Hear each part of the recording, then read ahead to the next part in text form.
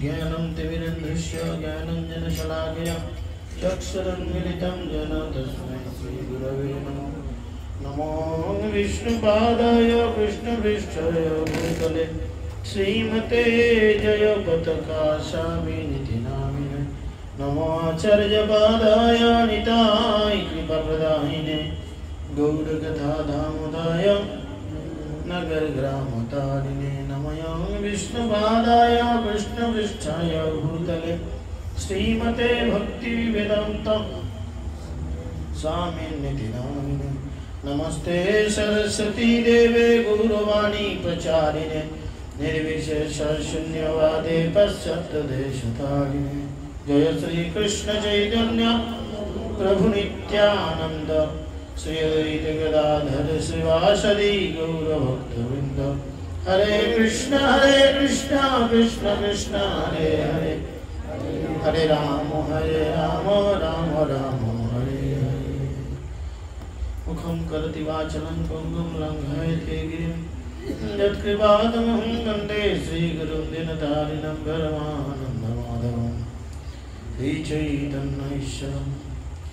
श्रीचैतन्यमनोभीष्टं स्थापितं जगद्गुरुतले स्वयं रूपकदा मह्यं ददाति ईश्वरपदान्तिकं। नित्यप्रायश्च भद्रेषु नित्यं भगवत सेवया भगवतीरुद्धं श्लोके भक्तिर्भवति निष्ठिकी। जय श्री कृष्ण चैतन्य प्रभु नित्यानंद श्री अद्वैत गदाधर श्रीवासदि गौरभक्तवृंद। हरे कृष्ण कृष्ण कृष्ण हरे हरे हरे राम राम राम हरे हरे। ओम नमो भगवते वासुदेवाय ओम नमो भगवते वासुदेवाय ओम नमो भगवते वासुदेवाय।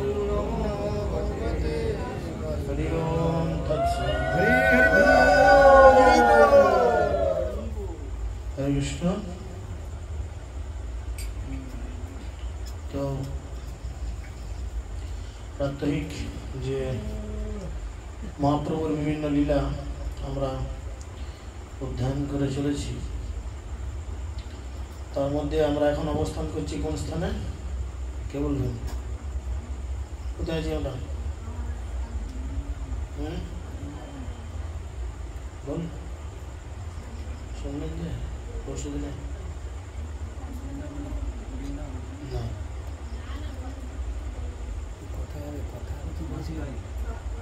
হ্যাঁ হয়ে গেল তো, রথের তো হয়ে গেল না, তো হয়ে গেল, শেষ হয়ে গেছে। এখনো গুন্ডিচা মন্দিরের কথা আছে। রথ কোথায় গিয়ে থেমেছে? কালটা বেরোয় না, কালের আগে বলগন্ডি নামক স্থানে রথ গিয়ে পৌঁছেছে। আর সেখানে জগন্নাথকে কত ভোগ লাগে? 1 কোটি ভোগ লাগে। এবং মহাপ্রভু ওখানে যে সুন্দর বাগান রয়েছে, বাগানে রেস্ট করছেন। আর মহারাজ প্রতাপরুদ্র তিনি তার পাদ সংগ্রহণ করার জন্য ইচ্ছা প্রকাশ করেছেন।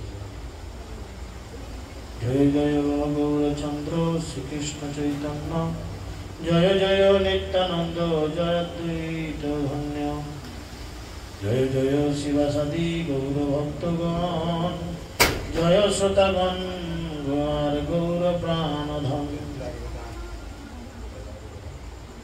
তো সমস্ত ভক্তদের জয়গান করে কৃষ্ণদাস কবিরাজ গোস্বামী তার পরবর্তী যে লীলা, সেই লীলার কথা তিনি বলতে চলেছেন।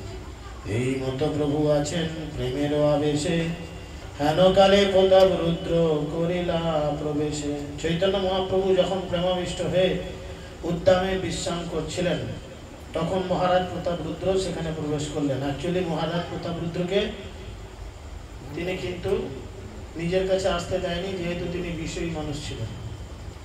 তো আমরা সকলে এর থেকে কিছু শিক্ষা পেয়েছি যে যদি বিষয়ী মানুষ হওয়া যায় বেশি, তাহলে কিন্তু কৃষ্ণের স্মরণ হয় না। শাস্ত্র বলছে বিষয়ীর অন্ন খাইলে মলিন হয় মন, মলিন হইলে মন নহে কৃষ্ণের স্মরণ। অর্থাৎ বিষয় বলতে কারা না, যারা কৃষ্ণকে বাদ দিয়ে সবকিছু চিন্তা করে।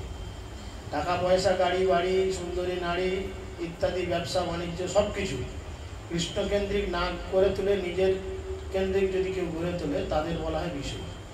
বিষয় মানেই যে বহু টাকা পয়সা থাকতে হবে তা নয়। অতি গরিব মানুষও যদি তার পরিস্থিতি অনুযায়ী সেটা কৃষ্ণের সেবার জন্য নিবেদন না করে নিজের জন্য চিন্তা করে, তাহলে কিন্তু তাকে বিষয় বলা হয়। তো এরকম বিষয়ীর মানুষের থেকে চৈতন্য মহাপ্রভু সবসময় জীবকে বলেছে তোমরা দূরে থাকো।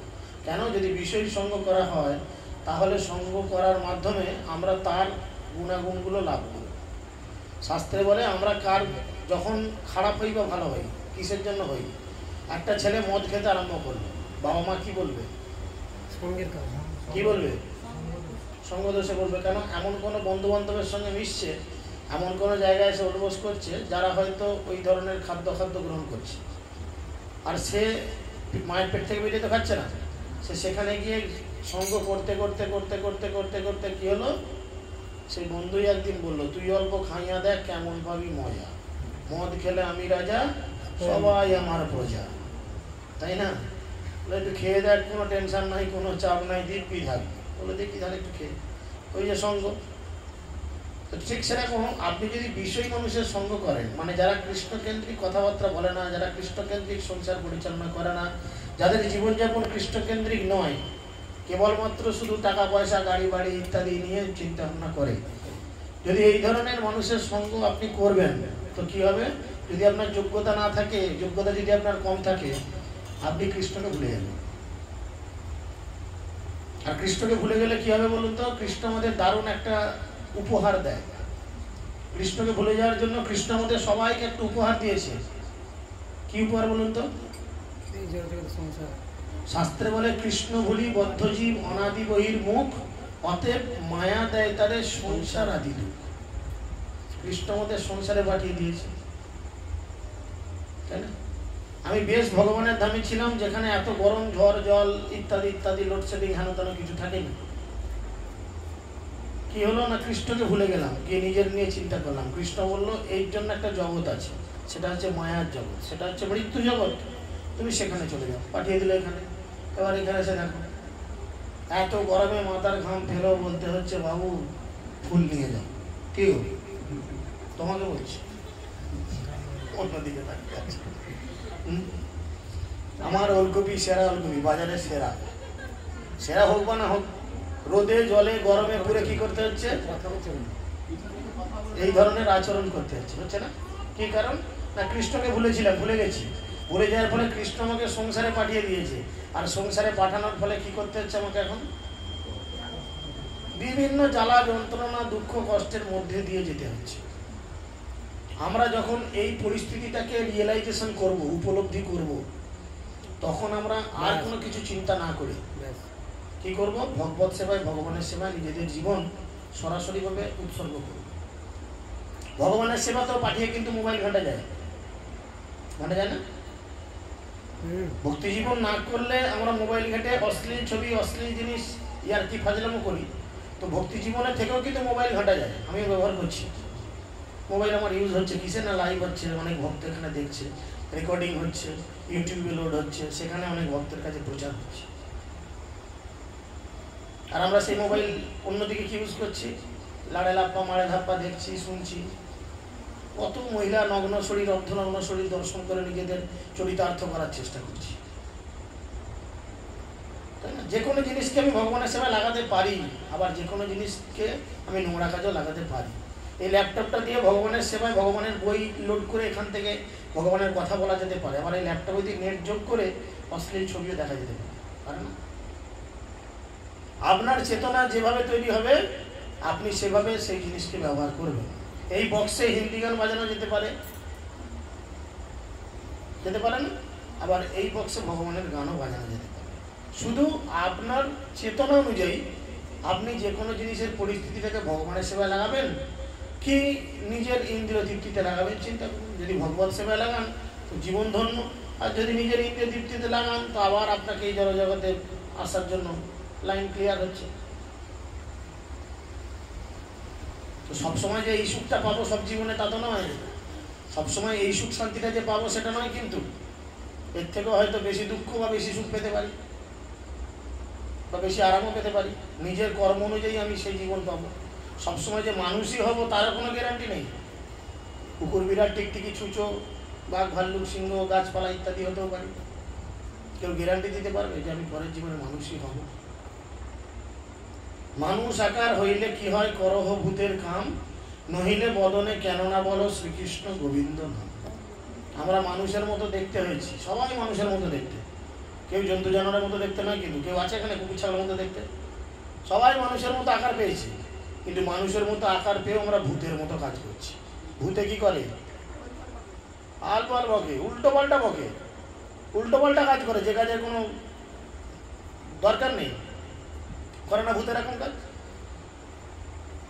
আগেকালকার দিনে ঠাকুমাদের কাছে শুনে দেখবে, জিজ্ঞেস করে তোর নাম কি? ও বলে টেপি। বেটা ছেলের নাম টেপি, শুনেছো কোথাও? তুই কোথাও থাকি না, তাল গাছের ডগায়, তেঁতু গাছের মাথায়, ওখানে কি লোকে থাকে? লোকে বাড়িতে থাকবে তো, সেটা বলবো আমার কালীপুরে ঘর, কি সাজিডাঙ্গার ঘর, কি আমার হসপিটাল মোড়ে ঘর, সেটা বলবে যে কোনো একটা জায়গা, তার তো ঠিকানা থাকবে। ঠিকানা কথা গাছের ডগায়। ভূতে উল্টো পাল্টা কথা বলে, উল্টো পাল্টা আচরণ করে। তো ঠিক সেরকম হ্যাঁ, আমরা এই দুর্লভ মানব জন্ম লাভ করছি, যেটা শুধু দুর্লভ নয়, সুদুর্লভ। দুর্লভ মানব জন্ম লোভিয়া সংসারে, কৃষ্ণ না ভজিবি দুঃখ কহিবি কাহার। আমরা যদি মানব জীবন লাভ করে কৃষ্ণের ভজনা করলাম না, এটা হচ্ছে আমাদের জীবনে সব থেকে বড় দুঃখ, সব থেকে বড় দুঃখ। আজকে আমার একটু আসতে দেরি হলো, কারণ আমাদের পাড়ায় আজকে একটু প্রসেশন বেরিয়েছে। শনিবার তো কালী পুজো, দমে মদ খেয়েছে, দমে নাচছে, রাস্তা দিয়ে হর্ন দিলেও ছাড়ে, চুপ করে দাঁড়াবো ওখানে, আগে সবাই যাবে তারপরে লোক যাবে। ভালো কথা না।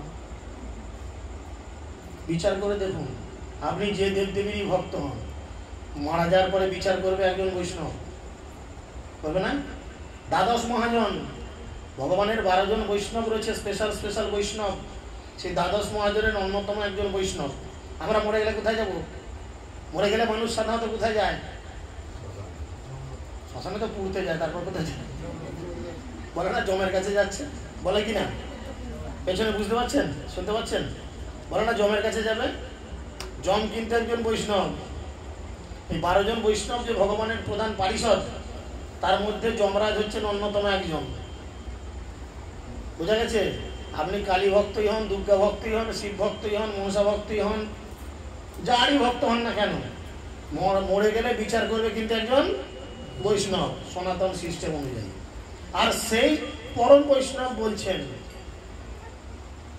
যদি গলায় তুলসীর মালা না দেখো কি করবে? হিড় করে টানতে টানতে আমার কাছে নিয়ে আসবে। কিভাবে টানবে? কখনো তাল পাতা খড়খড়ে মাটির উপর দিয়ে টেনে নিয়ে গেছেন? শুকনো তাল পাতা গাছ থেকে পড়েছে, হ্যাঁ? না চাগিয়ে দড়ি ফড়ি কিছু দিয়ে বেঁধে বা এমনি হাতে করে মাটিতে ঘষে ঘষে এনেছেন? কেমন অবস্থা হয়? খড়খড় খড়খড় করে আওয়াজ হয়, কিছু ভেঙে ভুঙে ছিঁড়ে ছুঁড়ে যায় কিছু পাতা। বলে মৃত্যুর পরে এইভাবে অপরাধীকে নিয়ে আসবে। কাকে আনবে? বিচার তো পরে হবে। কাকে আনবে? না যার গলে তুলসীর মালা না দেখবে।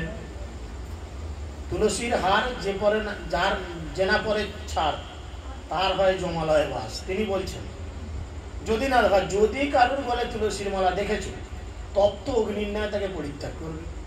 তপ্ত আগুন মানে আপনার হাতে একটা গল গল করে জ্বলছে, ঘুঁটে তুলে দেওয়া, আপনি কি করবেন? হাতে ধরে থাকবেন? জ্বলন্ত ঘুঁটে হাতে দিয়ে দেওয়া হলো, বা জ্বলন্ত একটা কাঠের টুকরো দিয়ে দিল, আপনি হাতে ধরে থাকবেন? সঙ্গে সঙ্গে ছেড়ে দেবেন না? তো যমদূত সেরকম নির্দেশ দিচ্ছেন, যার গলায় তুলসীর মালা দেখবে তপ্ত অগ্নির্ণয় তাকে পরিত্যাগ করবে।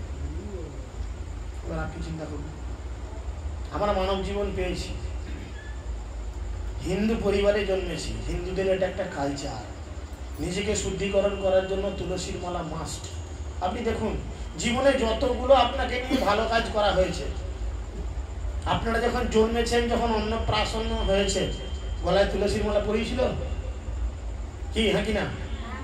মা কাকাতে জিজ্ঞেস করুন, চিন্তা করে নাকি গালা দিন, টেনশন নিয়ে লাভ নাই।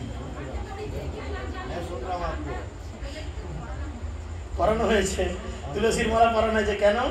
না তাকে যে একটা ভালো কাজ করানো হবে, তার মুখে জীবনে প্রথম খাবার উঠবে। তাহলে জীবনের প্রথম কাজ গলায় থাকছে তুলসী। মাঝে তো অনেক কাজ হচ্ছে, বাদ দেন। জীবনের আর একটা বড় কাজ হচ্ছে বিবাহ। এবার বলুন, কি ছেলে বা কি মেয়ে? আমরা যখন বিয়ে করতে গেছি, গলায় তুলসীর মালা ছিল? হ্যাঁ কি না? ছিল না? তুলসীর মালা পরিয়ে তবে বিয়ে হয়েছে। ও হয়তো ধরে ধরে হয়েছে।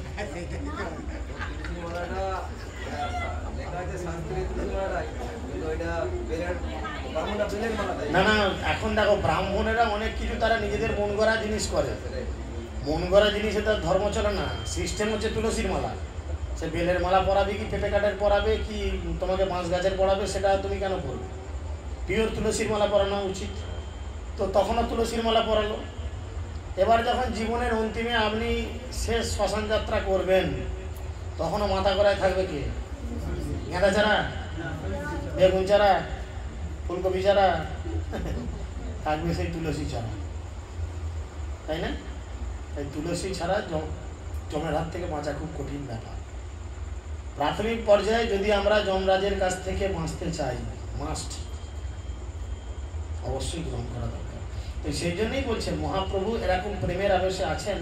আর প্রতাপরুদ্র মহারাজ তাকে কিছুতেই গ্রহণ করতে চাননি। তিনি কোটিপতি একজন মহারাজ, গোটা উড়িষ্যার তিনি রাজা, কিন্তু যেহেতু তিনি বিষয়ী মানুষ ছিলেন, টাকা পয়সা রাজত্ব গাড়ি বাড়ি ইত্যাদি সব কিছু সঙ্গ করতেন, তাই ভগবান তাকে তার শ্রীঅঙ্গ স্পর্শ করতে দেয়নি। ভুল করে তার শ্রীঅঙ্গ প্রতাপরুদ্র স্পর্শ করে ফেলার পরেও তিনি কি করেছেন? প্রতাপরুদ্রকে সরিয়ে দিয়েছে, যাও এখান থেকে, আমি অভিসম্পাদ দিয়ে দেবো, অভিশাপ দিয়ে দেবো বলেছে। প্রতাপরুদ্র ভয় খেয়ে গেছে। কিন্তু প্রতাপরুদ্র ছিলেন একজন শুদ্ধ বৈষ্ণব। তিনি রাজা হলেও তার মনে মনে ইচ্ছা ছিল কি না, আমি ভগবানের সেবা করব, বৈষ্ণবদের সেবা করব। তাই তিনি সমস্ত বৈষ্ণবদের কাছে অনুনয় বিনয় বহুত দিন ধরে করছেন। তখন সমস্ত বৈষ্ণবরা প্ল্যান করলেন, ভগবানকে পাওয়াতে পারে একমাত্র বৈষ্ণব, না কোনো ব্রাহ্মণ, না কোনো নাপিত, না কোনো রাজা, না কোনো প্রজা, না কোনো মন্ত্রী। কৃষ্ণ কার না? কৃষ্ণ হচ্ছেন বৈষ্ণবের সম্পত্তি। কৃষ্ণ সে তোমার, কৃষ্ণ দিতে পারো তোমার শপথি আছে, আমি তো পাগল কৃষ্ণ কৃষ্ণ বলি, ধাই তব কাছে কাছে। কৃষ্ণ যার জিনিস তার কাছে যেতে হবে। তাই মহাপ্রভুকে পাওয়ার জন্য এই মহারাজ প্রতাপরুদ্র কি করেছিলেন? সব সময় বৈষ্ণবদের সেবা করতেন।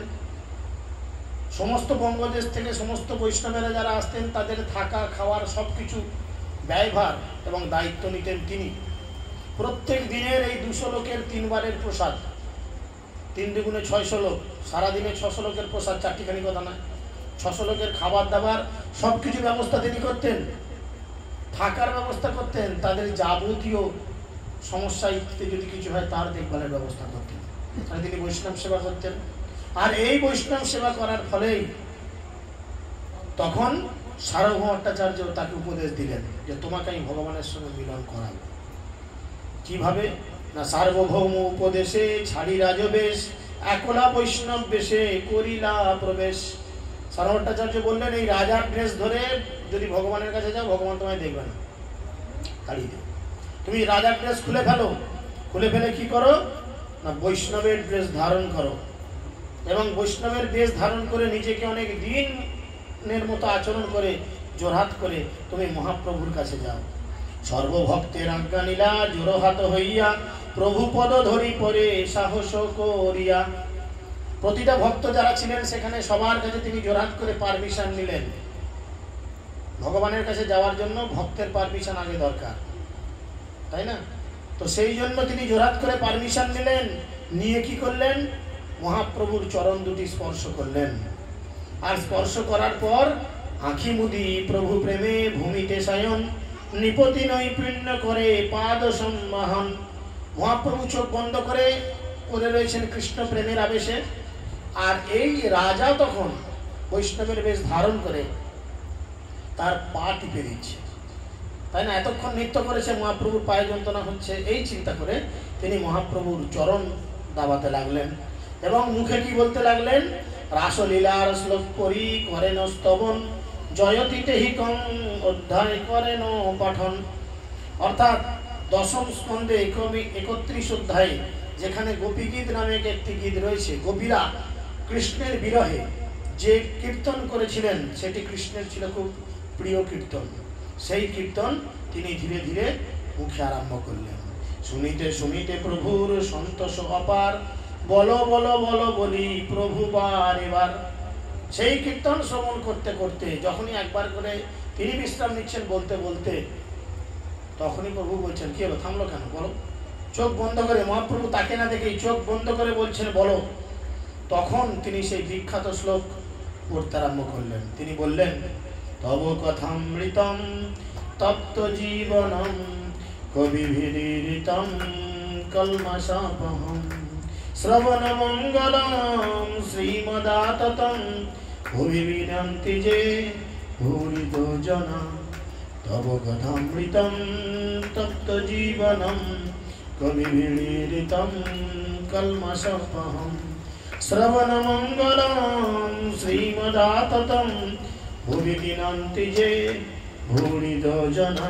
এইভাবে তিনি বলছেন, তুমি মোরে দিলে বহু অমূল্য রতন, মোর কিছু দিতে নাহি দিলু আলিঙ্গন। এই শ্লোক শুনে, এই শ্লোকের অর্থ কি ছিল না, তিনি এই শ্লোকের অর্থ বলছেন, হে প্রভু, বহু জন্মের বহু সুকৃতকারী মানুষেরা এই জগতে এসে তোমার প্রেম তত্ত্ব ব্যক্তিদের জীবন রূপ কবিত্বের সঙ্গীতে কুলুস নাসি শ্রবণ মঙ্গল সন্তাপকৃষ্ট সর্বব্যাপক তোমার কথামৃত সারা জগৎ জুড়ে প্রচার করেন এবং তারাই হচ্ছেন সর্বশ্রেষ্ঠ দাতা। আমরা কিছুদিন আগে জানতে পেরেছিলাম যে অল্প ভাগ্যে দাস নাই করেন মহান ভগবান। এখন দেখা যাচ্ছে এই জগতের সব থেকে বড় দাতা, এই জগতের সব থেকে বড় দাতা কে? যে বৃষ্টি হলে তিরপল দেয়, বন্যায় তিরপল দেয়, শিড়া দেয়, মাসে মাসে 1000 টাকা করে দিচ্ছে, দাতা বলছেন না? দিদি শুনতে পেলে কিন্তু ভোট কেটে নিবে, তাই না? মায়েদের মাসে মাসে 1000 টাকা 1200 টাকার ব্যাপার দিয়েছেন, বড় দাতা। কত কোটি টাকা প্রত্যেক মাসে তাকে অ্যারেঞ্জ করতে হচ্ছে।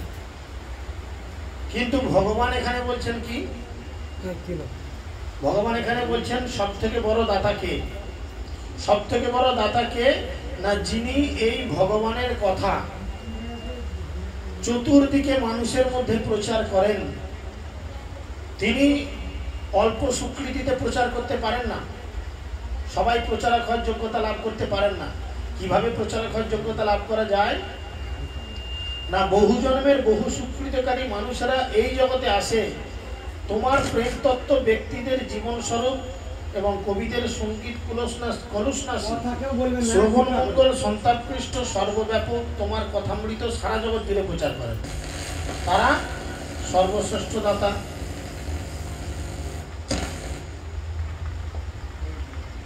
তাই এই কথা শ্রবণ করে তখন মহারাজ প্রতাপরুদ্রকে চৈতন্য মহাপ্রভু বললেন, তুমি আমার কানে আজকে এক অমূল্য রত্ন তুলে দিয়েছ। কি তুলে দিয়েছে? অমূল্য রত্ন তুলে দিয়েছে। সেই জন্য তোমাকে কিছু দেয়া উচিত, কিন্তু আমার কাছে তো কিছুই নাই। তোমাকে কি দিই না, তোমাকে আলিঙ্গন দিলাম। মহাপ্রভু আলিঙ্গন দিলেন। এত বলি সেই শ্লোক পরে বারবার, দুইজনার অঙ্গে কম্প নেত্র জলাধার। এই বলে চৈতন্য মহাপ্রভু সেই শ্লোকটি বারবার পাঠ করতে লাগলেন এবং এই শ্লোক পাঠ করতে করতে দুজনের চোখে সবসময় জল আসলো। তখন মহাপ্রভু কি করছেন? ভুড়িদা ভুড়িদা বলি করে আলিঙ্গন, ইহা নাহি জানে কেহ হয় কোন জন। ভুড়িদা ভুড়িদা বলে চৈতন্য মহাপ্রভু রাজাকে আলিঙ্গন করলেন। তিনি তখন জানতেন না যে তিনি কাকে আলিঙ্গন করছেন। রাজা জানেই না যে আমি কাকে ঝোঁকের মাথায় জাপটে ধরছি। এই লোকটাকে তো পছন্দ করিনি, তো রাজা, একে ধরলে তো আমার ভক্তি নষ্ট হয়ে যাবে। কিন্তু তিনি জানেন না। পূর্ব সেবা দেখি তারে কৃপা উপজিল, অনুসন্ধান বিনা কৃষ্ণ প্রসাদ করিল। পূর্বে রাজার সেবা দর্শন করে চৈতন্য মহাপ্রভু তার প্রতি কৃপার উদয় হয়েছিল। তাই কোন রকম অনুসন্ধান না করেই তিনি তাকে কৃপা করলেন। রাজা কি কাজ করেছিলেন আর কি করেছিলেন, যেটা থেকে মহাপ্রভুর মনের মধ্যে খুব রাস্তা ঝাঁট দিয়েছিলেন। সাধারণত রাস্তা ঝাঁট পরিষ্কার করে কারা? ম্যাথররা বা ছোট জাতের মানুষরা সাধারণত রাস্তা পরিষ্কার করে। একজন রাজা, যিনি সমগ্র উড়িষ্যার রাজা, যার টাকা পয়সার অভাব নেই, যার বাড়িতে হাজার হাজার লোক এরম কাজ করে, সেই রাজা কিনা রথের সামনে লক্ষ লক্ষ কোটি কোটি মানুষ যারা দাঁড়িয়ে আছে তাদের সামনে হাতে ঝাঁটা নিয়ে জগন্নাথের সামনে রথের সামনে ঝাঁট দিয়ে দিয়ে পরিষ্কার করছেন। এই দিকে মহাপ্রভু খুশি হয়েছিলেন। কেন না, ভগবান দিন ব্যক্তিকে কৃপা করেন, দিন ব্যক্তিকে কৃপা করেন। দিন মানে গরিব লোক নয়। তাহলে সমস্ত গরিবরা ভাববে যে ভগবান তো গরিবকেই কৃপা করে। ভগবান গরিব মানুষকেও কৃপা করেন না, বড় লোককেও কৃপা করেন না। ভগবান কৃপা করেন দিন ব্যক্তিকে। দিন ব্যক্তি মানে যিনি নিজেকে সবার থেকে সবসময় ছোট বলে মনে করেন। কিন্তু আমরা তো তা করবো না। আমরা এই জগতে সবসময় ভাববো অন্যের থেকে আমার কি করে ভালোটা হয়।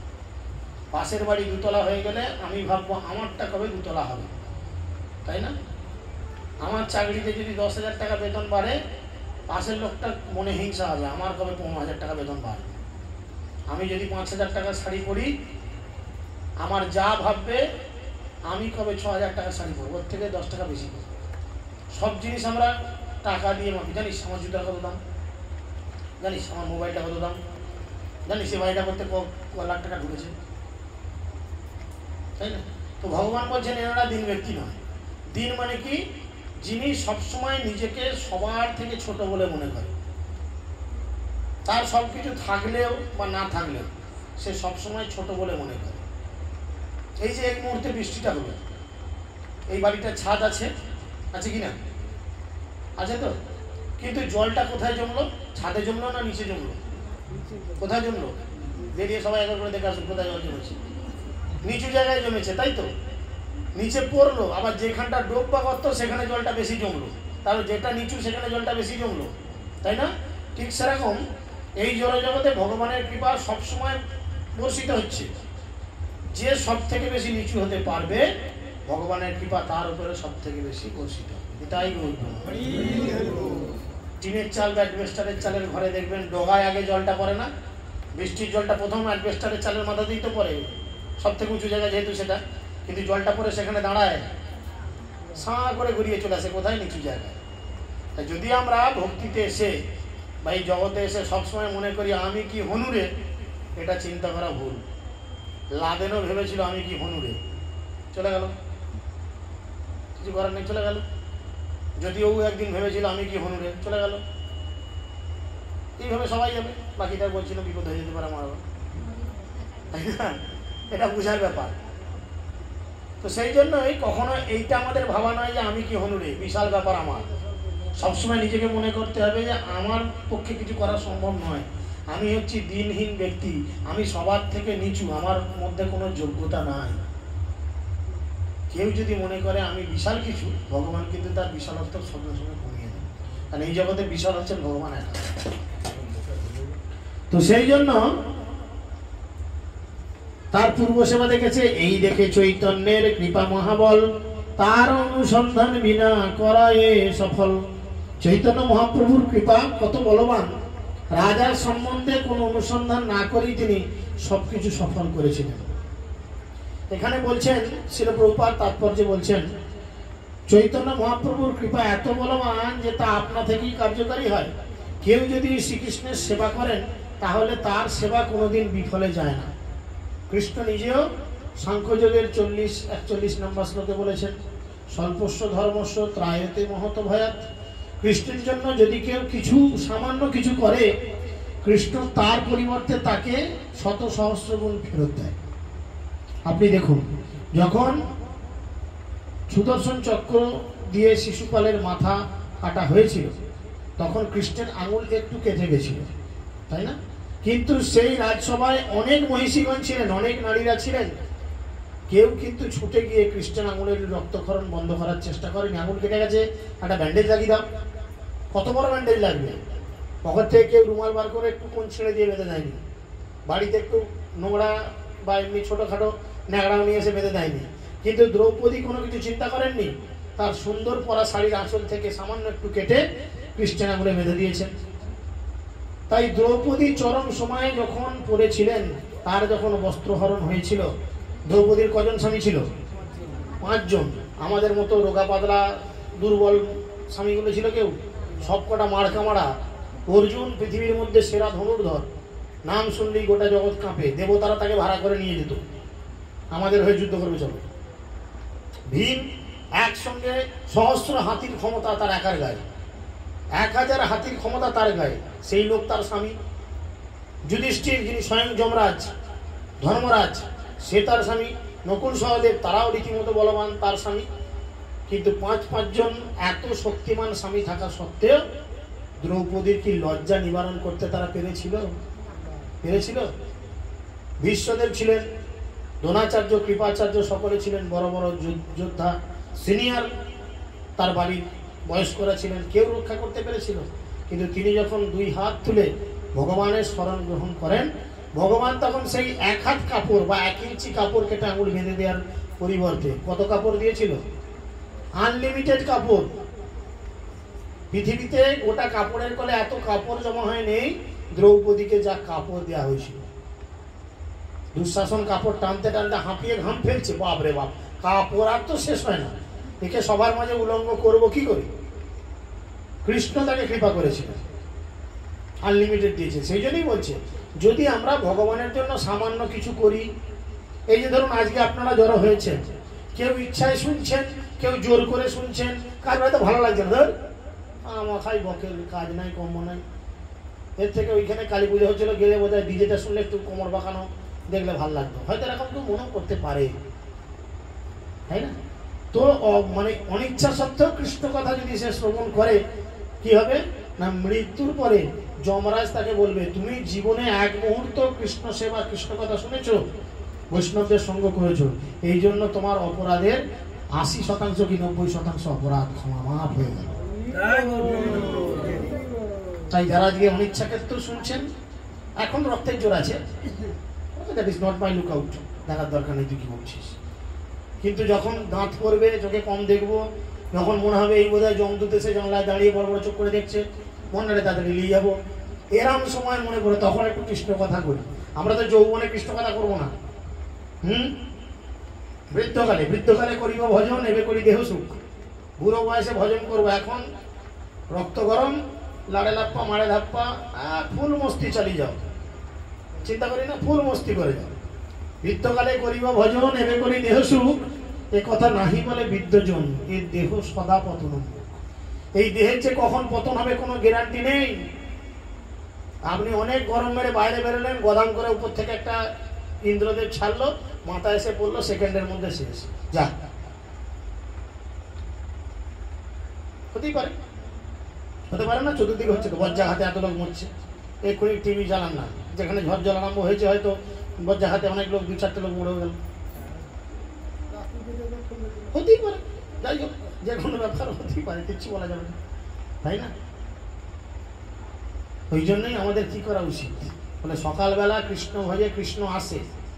সকালবেলা যদি কৃষ্ণের ভজনা করা হয় তাহলে কৃষ্ণ আসে, দুপুরবেলা কৃষ্ণ ভজে কৃষ্ণ আসে বা না আসে, আর সন্ধ্যাবেলা কৃষ্ণ ভজে জমে ত্রাসে। কিছু কিছু বাড়িতে দেখবে সারাদিন যা হচ্ছে, সন্ধ্যাবেলা ঠুং ঠুং ঠুং ঠুং ঠুং ঠুং লেগে পড়বে, পাশে দিয়ে রাস্তা দিয়ে লোক গেলে, আহা কি ভক্তি, কি ভক্তি, উঠলে উঠছে বাবা। সকালবেলা মানে কি, জীবনের প্রথম থেকে যদি কৃষ্ণ ভজনা করেন, কৃষ্ণ আপনার জীবনে আসবে। মধ্যম বয়স থেকে, মানে মাঝারি বয়স থেকে যদি কৃষ্ণ ভজনা করেন, কৃষ্ণ আসতেও পারে, নাও পারে। কারণ মধ্যম বয়সে অনেক সময় কি আমরা ধৈর্য রাখতে পারি না, হ্যাঁ ভালো লাগছে না, হয় নাকি আমাদের, এসব আমাদের জন্য নয়, আমাদের রোদে পুরে কাজ করতে হয়, আমরা কি পারবো, অনেক কিছু বলবো, তাই না? আর বৃদ্ধকালে কৃষ্ণ ভজে জমের ত্রাসে, ওরে বাবরে মরে যাবো, তার থেকে একটা গলায় তুলসী মালা নিয়ে নিই, ব্যাস, কপালে একটা ফোঁটা নিয়ে নিই, যমরাজও ভাববে আমি কি ভক্ত, তাই না? মরে গেলে মাথার কাছে একটা তুলসী গাছ বসিয়ে দিই, চোখে দুটো তুলসী পাতা দিয়ে দিই। যমরাজকে বোকা বানাতে চাই, যমরাজ এসে বলেছে, তার দূতেদের বলেছে, যার গলায় তুলসী দেখবে, যার কাছে তুলসী দেখবে, তার থেকে তত্ত্বা গুণের ন্যায় ছুটে বেড়াবে। তাহলে আমার বাপকে নিয়ে যাবে না? আর আমার বাপ যে সারা জীবন মদ মেয়ে ছেলে করে ফুটিয়ে দিল, বলছে সেটা তো কেউ দেখেনি, ভেবো না সেটা কেউ দেখেনি। 13টা camera, super duper megapixel camera, 13টা ক্যামেরা আমাদের প্রত্যেকের পেছনে সেট করা আছে। যার ছবি ব্লার হবে না, যার ছবি অস্পষ্ট হবে না, একদম নিট অ্যান্ড ক্লিন, প্রত্যেকের পেছনে 13টা ক্যামেরা সেট করা আছে। তুমি ভাবলে আমি ঘর ঢুকে পড়বো, কোথা ক্যামেরা? আরে অন্ধকার আর আলো, দুটো ক্যামেরা, ঘর ঢুকলে অন্ধকার অথবা আলো কিছু একটা হবে। 4টে দিকে 4টে ক্যামেরা, তুমি কোনো না কোনো দিক করে তো বসে আছো, সব রেকর্ডিং হচ্ছে। এরকম 11টা ক্যামেরা আমাদের প্রত্যেকের পেছনে আছে, প্রত্যেকটার পেছনে রেকর্ডিং হচ্ছে। কেন না, যারা এই কলিযুগের মানুষ খুব বেহারা, কিছুতেই মানবে না। তো তুমি এরম নোংরা কাজ করেছো, একে হত্যা করেছো, তাকে মেরেছো, একে ধরেছো, বলে না স্যার ওটা আমি নয়, ওইটা ইয়েতে গিয়ে কি বলে কম্পিউটারের কিছুতে গিয়ে হ্যাঁ আমার মুখটা চেঞ্জ করে দেওয়া হয়েছে, এক্সেলে ঢুকে পাওয়ার পয়েন্টে ঢুকে আমার মুখটাকে চেঞ্জ করে হ্যাঁ ওটা আমি নয়, অন্য একজনের মুখ বসিয়ে দেওয়া হয়েছে, আমার মুখটা বসিয়ে দেওয়া হয়েছে।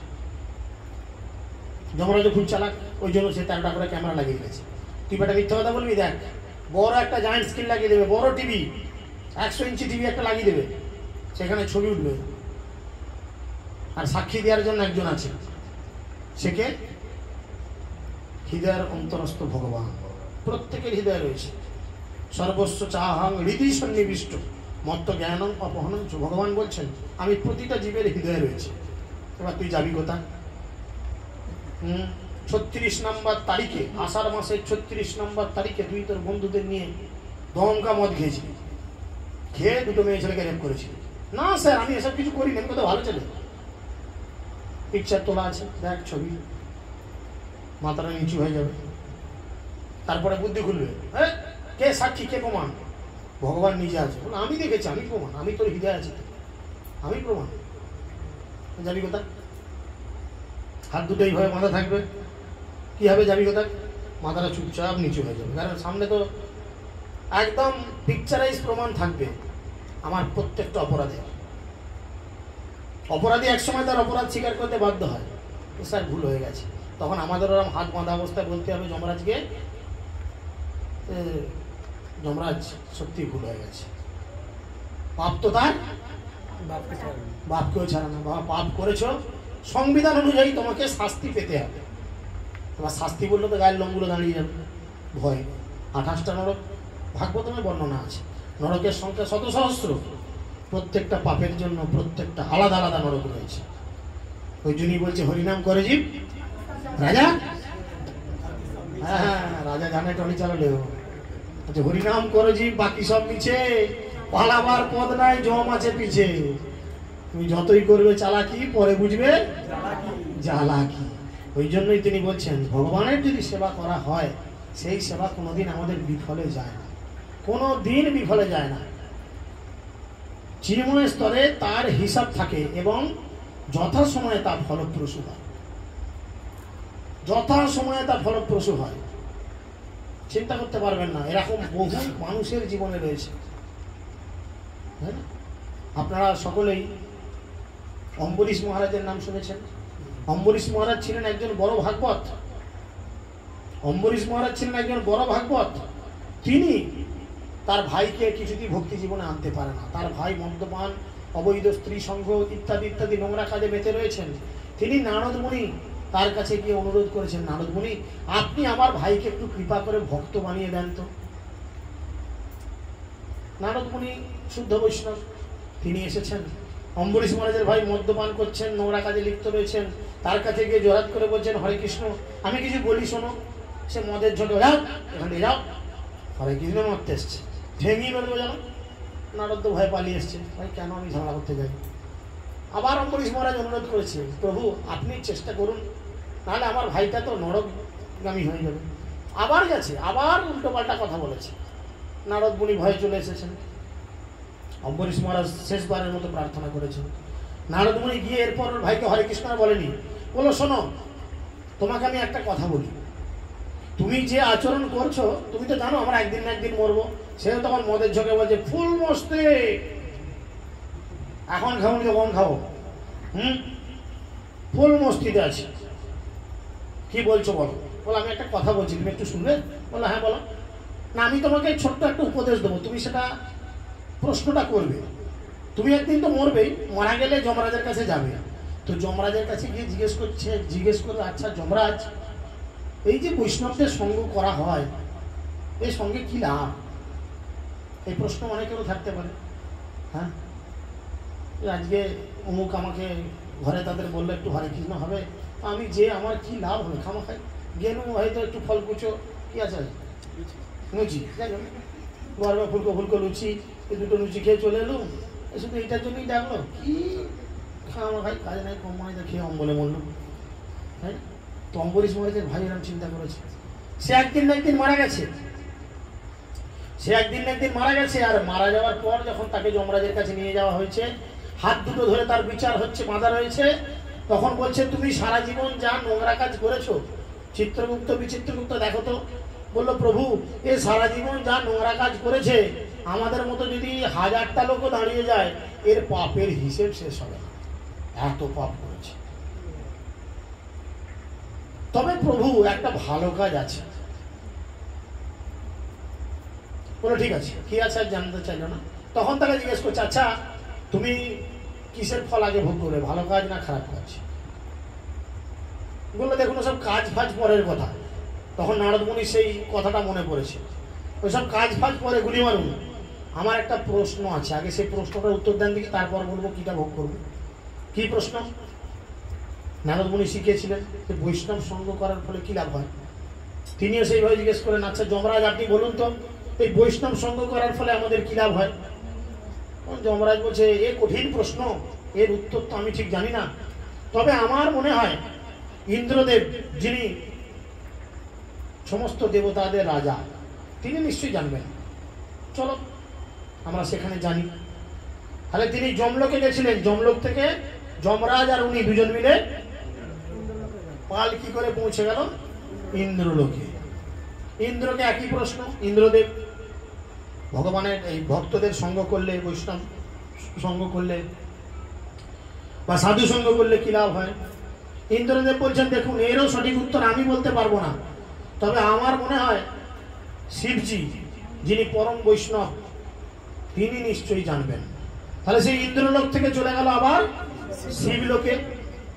শিবলোকে গিয়ে শিবজিকে একই প্রশ্ন, শিবও জিজ্ঞেস বলছে দেখো এর উত্তর তো আমি জানি না, তবে ব্রহ্মাজি হচ্ছেন সিনিয়র দেবতা, উনি বয়স্ক মানুষ, উনি নিশ্চয়ই সব জানবেন।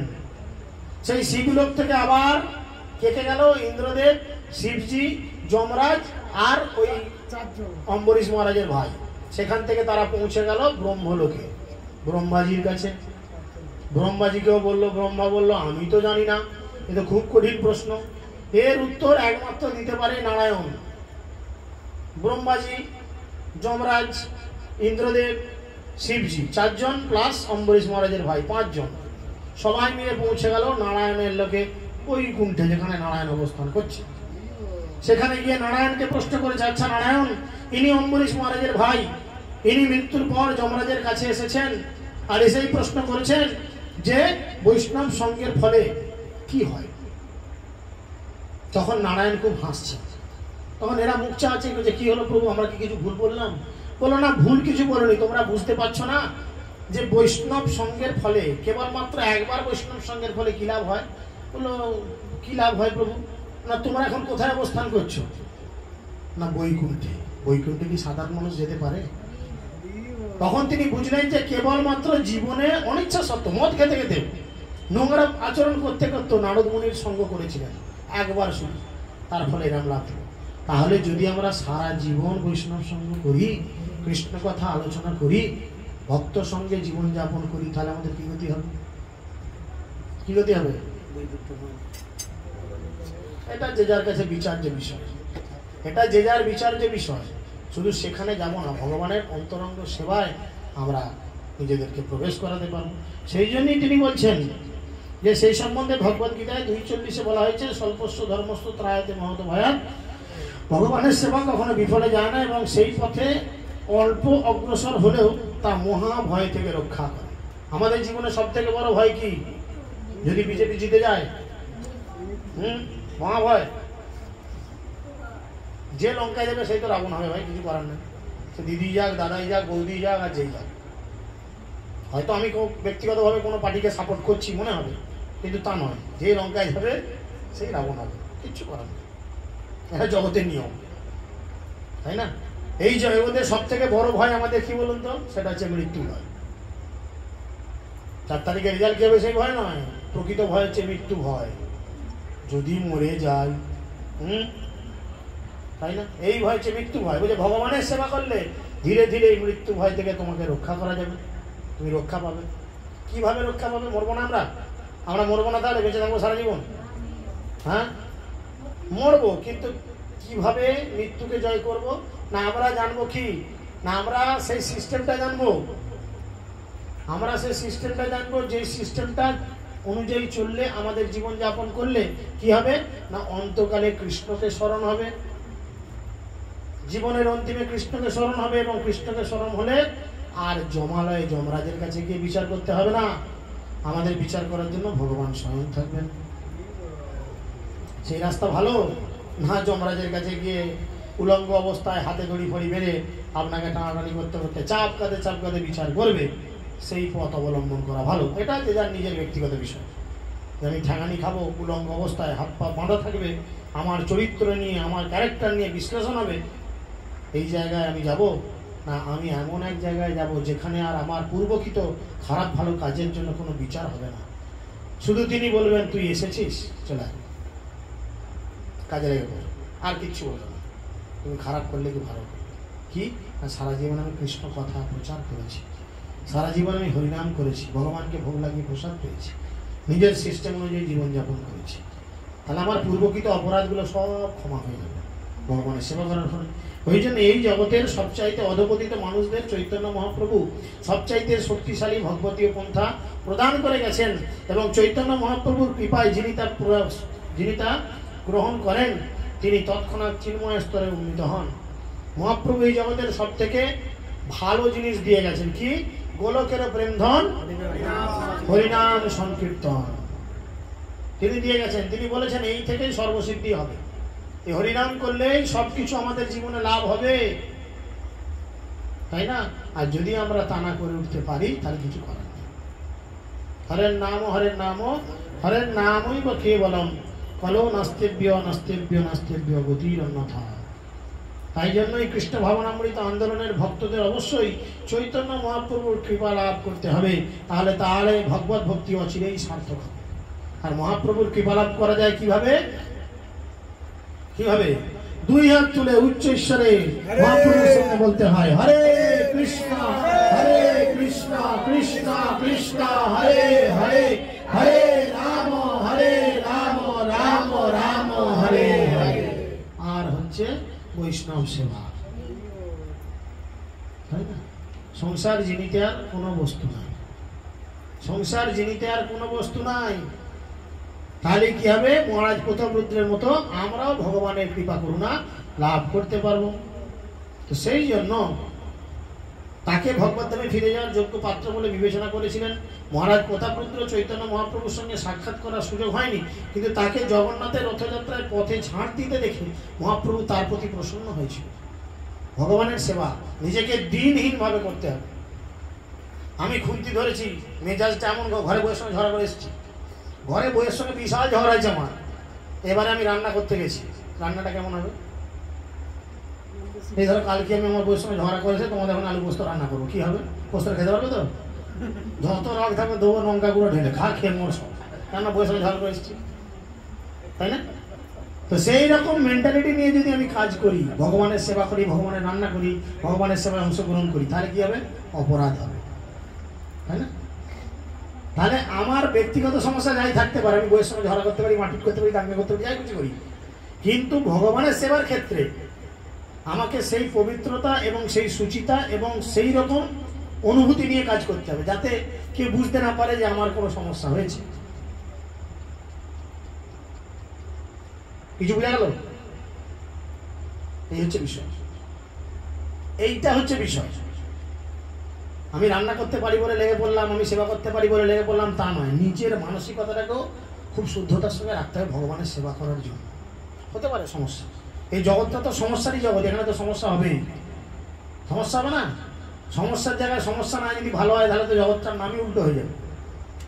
কিন্তু আমার অ্যাপ্রোচ, আমার প্রেজেন্টেশন ভগবানের সেবার ক্ষেত্রে কিন্তু সঠিক থাকতে হবে, যেটা প্রতাপরুদ্র মহারাজের ছিল। উনি একজন রাজা, ওনার কি সমস্যা ছিল না? রাজ্যে বিভিন্ন সমস্যা থাকতেই পারে, যিনি রাজা তার তো কত সমস্যা। এই যে মমতা দেবী মুখ্যমন্ত্রী আমাদের, তার কি সমস্যা নাই? দুনিয়ার কত ঝামেলা আছে কিনা?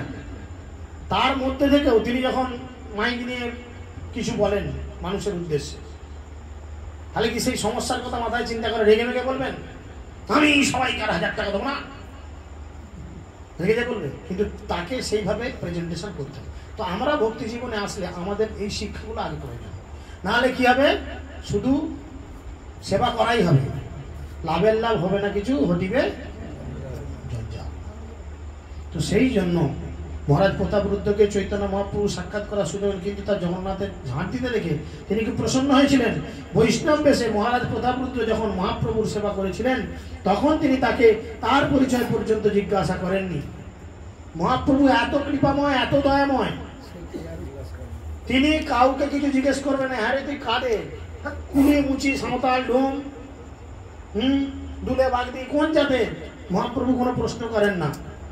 তিনি কি দেখেন, যদি তার সেবাটা সঠিক থাকে, তিনি যদি নিজেকে দিনহীন করে থাকেন, তাহলে তিনি যে জাতিরই হোক, কি হিন্দু, কি মুসলমান, কি খ্রিস্টান, কি জৈন, সকলকে তিনি অকাতরে তার কৃপা পরিবর্ষণ করেন। বুঝতে পেরেছেন? তাই তিনি কিন্তু এইসব দেখেন না, কিবা শূদ্র কিবা বৈশ্য, শূদ্র কেন নয়, যেই কৃষ্ণ তত্ত্ববেত্তা সেই গুরু হয়। সেই জন্য তিনি বলছেন বৈষ্ণব বেশে তাকে তিনি জিজ্ঞেস করে, পক্ষান্তরে তার প্রতি কৃপাপরায়ণ হয়ে তাকে মহাপ্রভু আলিঙ্গন করেছিলেন।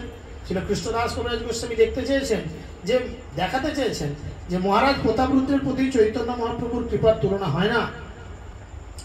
তাই তিনি দেখো চৈতন্যের কৃপা মহাবল বলে এই কথা বুঝিয়েছেন। প্রবোধানন্দ সরস্বতী গোস্বামী ঠাকুর বলেছেন, যৎকারণ্য কটাক্ষ বৈভবতম চৈতন্য চন্দামৃত নাটকে পঞ্চম স্কন্ধে, চৈতন্য মহাপ্রভুর অতি অল্প কৃপাও পারমার্থিক জীবনে অগ্রসর হওয়ার জন্য মহা সম্পদ।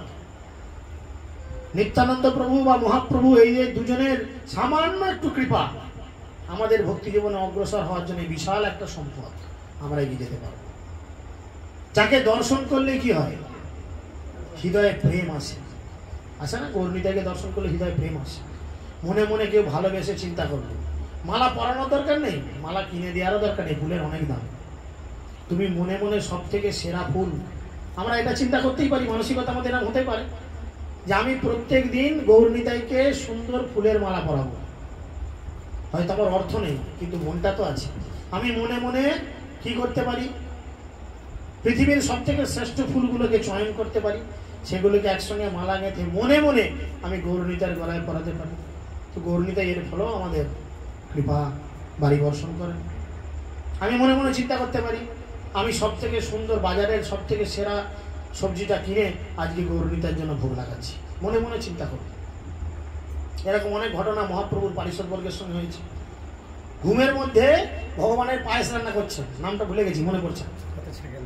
ঘুমের মধ্যে ভগবানের জন্য পায়েস রান্না করছে, মনে মনে চিন্তা করছে যে আমি ভগবানের জন্য খাসচাল দিয়েছি হাঁড়িতে, এই দুধ দিয়েছি, এই চিনি দিয়েছি, এই কাজু দিয়েছি, কিশমিশ দিয়েছি, পরমান্নটা দেখতে বেশ ক্ষীরের মতো হয়েছে। ভগবানকে দেওয়ার আগে দেখতে হয় এটা গরম না ঠান্ডা। তিনি মনে মনে স্বপ্নের মধ্যেই আঙুল ডুবিয়ে একটু দেখছেন, ছ্যাক করে ছাকা লেগে উঠেছে, ঘুম ভেঙে গেছে। ঘুম ভেঙে গিয়ে কি দেখছে, নিজের আঙুলটা পুড়ে গেছে, কোথাও কিছু নেই।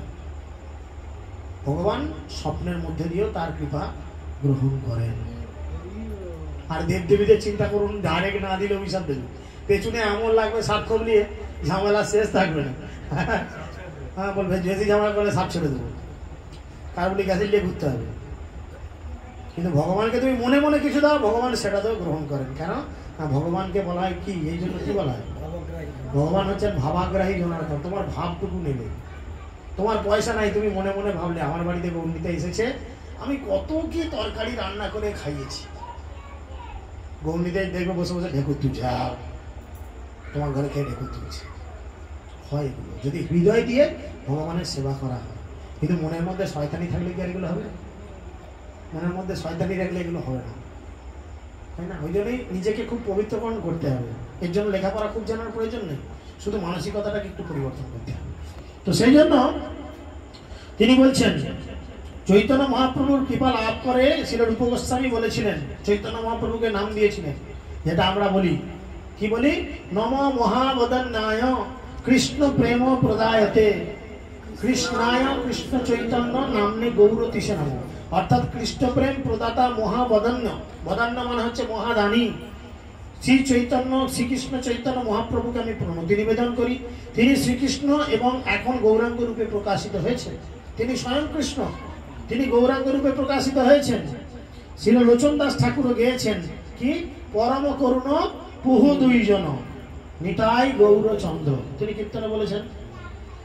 অবতার সার সার শিরোমণি, কে বলি দুঃখের বন্ধ, কে বলি আনন্দ বন্ধ। যার সেবা করলে শুধু আনন্দ আর আনন্দ, নিত্য আনন্দ লাভ করা যায়, তাই না? তাই ঘরে ঝগড়া করলো, আমার বউ আর আমার মা আনন্দেই আছে, গৌরীতে আছে, সেবা করে আলাদা যাচ্ছে, হরি বল।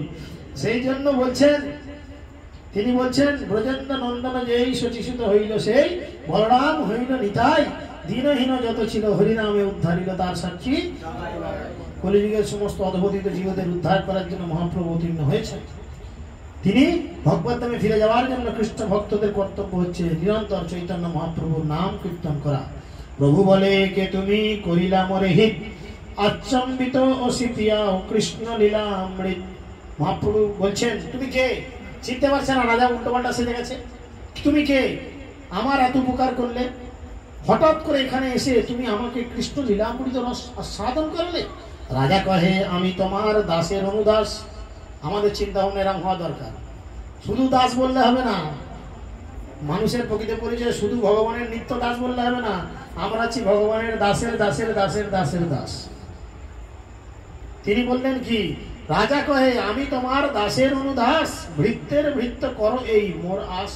আমি তোমার চাকরের চাকর, তুমি কৃপা করে আমাকে সেরকম সৌভাগ্য প্রদান করো যে আমি যেন তোমার দাস নয়, তোমার দাস হয়ে আমার লাভ নাই, আমি তোমার দাসের দাস হতে পারি, সেটি আমার একমাত্র বিলাস। তার ফলে আমি তোমার অন্তরঙ্গ সেবায় যুক্ত হতে পারব।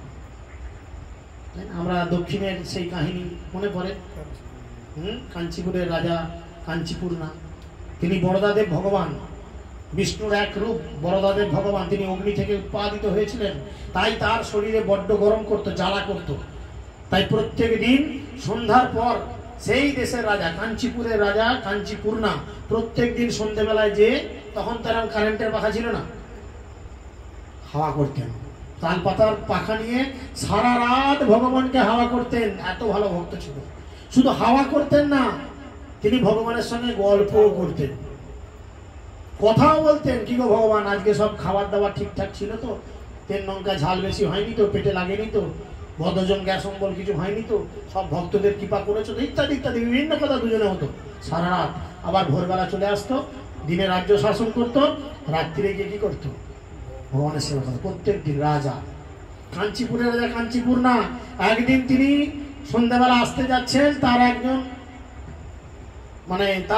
কি বলবো, তার একজন কর্মচারী যিনি ভক্তি করতেন, যিনি রাজার খুব অনুগত, রাজাকে বলছেন মহারাজ আপনি তো প্রত্যেক দিন ভগবানের সঙ্গে গিয়ে কথা বলেন, গল্প করেন, শুনেছি আপনি এত বড় বৈষ্ণব, তো আপনি ভগবানকে একটু প্রশ্ন করবেন যে আমি কোন জীবনে ভগবানের কাছে ফিরে যাব।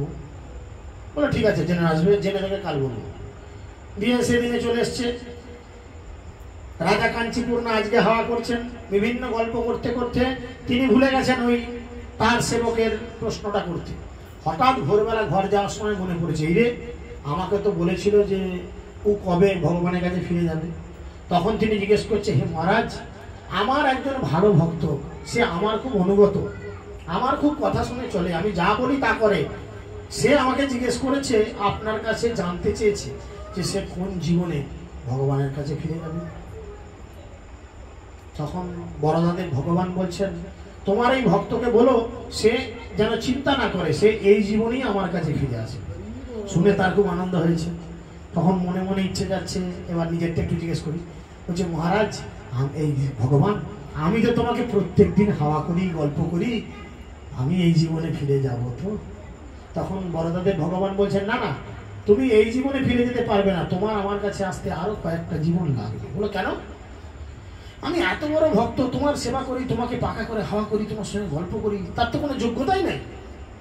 বললো না, তুমি তো আমার ভক্ত, তাই তোমার আমার কাছে আসতে আরো 2-4টে জীবন লাগবে, কিন্তু সে তো তোমার ভক্ত, তাই সে এই জীবনে আমার কাছে। তখন রাজা তার পাকা রেখে দিয়ে বলল, রইল ঝোলা চললো ভোলা, আমার দরকার নাই তোমার সেবা করার, তোমার সেবা করে যদি আমি গোলক বৃন্দাবন যেতে নাই পারলাম, তাহলে আমার তোমার সেবা করে কি লাভ?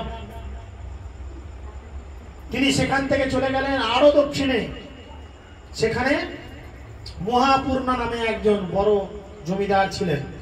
সেই জমিদারের কাছে গিয়ে তিনি ছদ্মবেশে, যেমন প্রতাপরুদ্র এসে সেই ছদ্মবেশে, সেরকম ছদ্মবেশে গিয়ে জোরহাট করে তার কাছে প্রার্থনা করে বললেন যে আমি আপনার এই এর মধ্যে কিছু একটা কাজ চাই।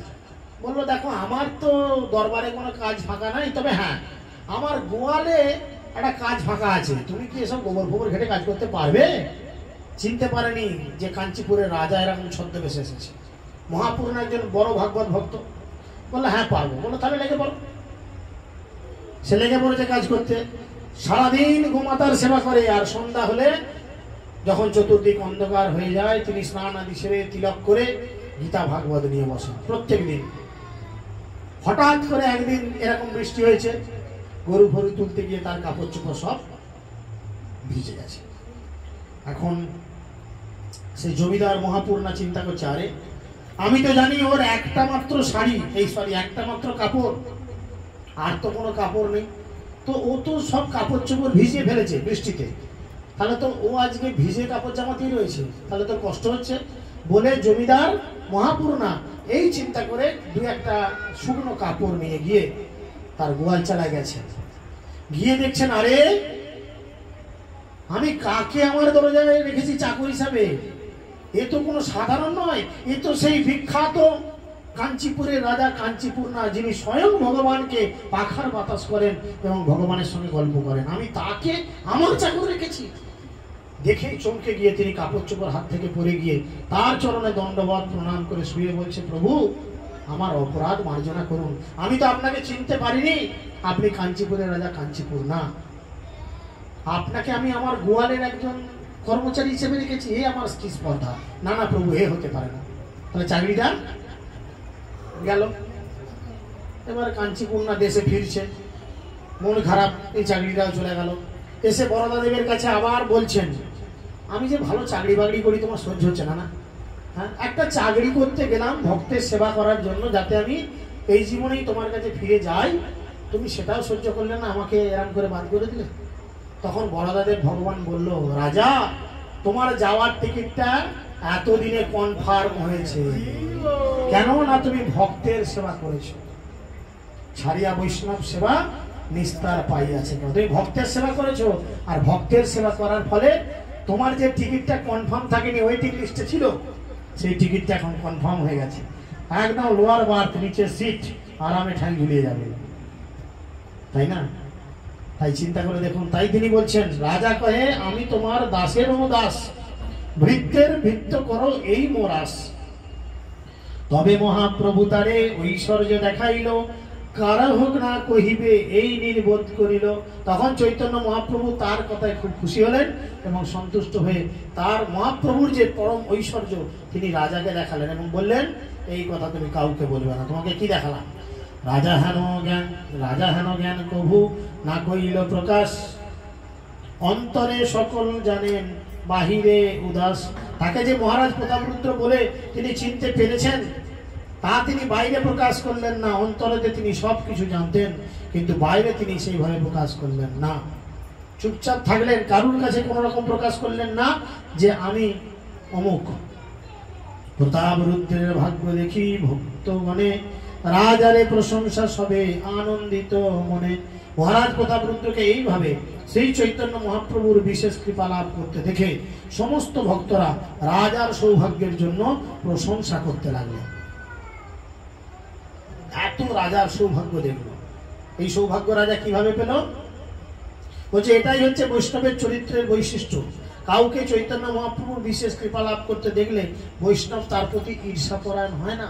কেউ ভালো ভক্ত হচ্ছে দেখলে যদি আমাদের আনন্দ হয়, জানতে হবে আমি বৈষ্ণবের কিছুটা গুণ অর্জন করেছি। কিন্তু কেউ ভালো ভক্ত হয়ে গেছে দেখে যদি আমার গা জ্বালা ধরে, ওই সব বলতে পারে, আমি বলতে পারি কিছু, ওই কীর্তন করতে পারি, কীর্তন করতে পারি কিছু, ওই রান্না করতে পারি কিছু করতে পারেনি, এই যে মনে হিংসা আসে, যদি হিংসা আসে জানবেন আপনি বৈষ্ণব হননি। বৈষ্ণবের এটাই চরিত্র, কাউকে চৈতন্য মহাপ্রভুর বিশেষ কৃপা লাভ করতে দেখলে বৈষ্ণব তার প্রতি ঈর্ষাপরায়ণ হয় না। যখন শুদ্ধ ভক্তি স্তরে উন্নীত হন তখন শুদ্ধ ভক্ত অত্যন্ত আনন্দিত হন। দুর্ভাগ্যবশত তথাকথিত কিছু বৈষ্ণব কাউকে চৈতন্য মহাপ্রভুর কৃপা লাভ করতে দেখলে ঈর্ষান্বিত হন।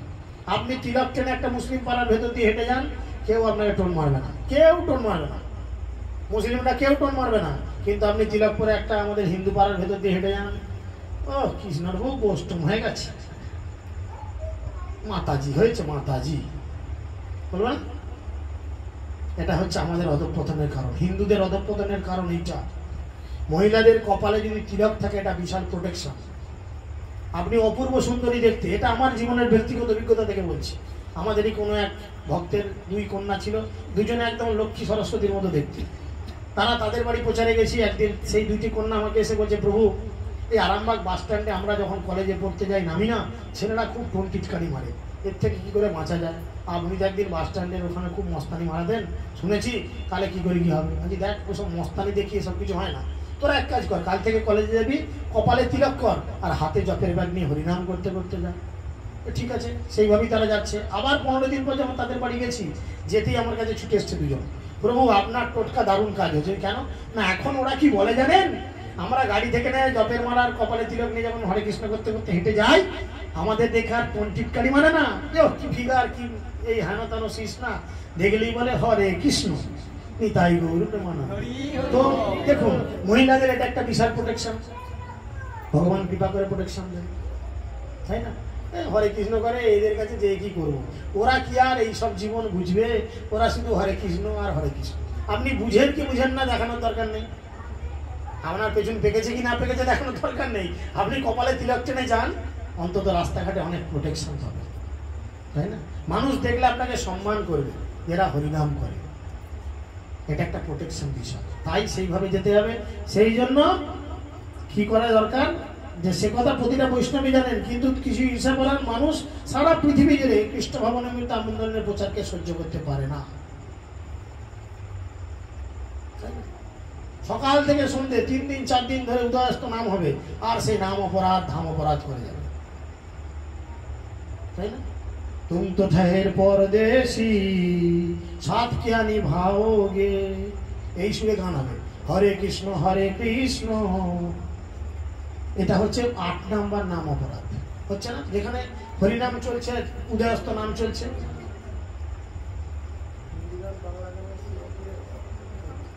8 নম্বর অপরাধ। তো সেই অপরাধ করলে আমাদের হরিনামের চরণে কি লাভ হয়? হরিনাম নামকে আমরা পেতে পারি, যেই নাম সেই কৃষ্ণ, ভজনিষ্ঠা করি, নামের ভিতর আছেন আপনি শ্রীহরি। তো কোনোদিন সেইভাবে ভগবানকে লাভ করা যায় না।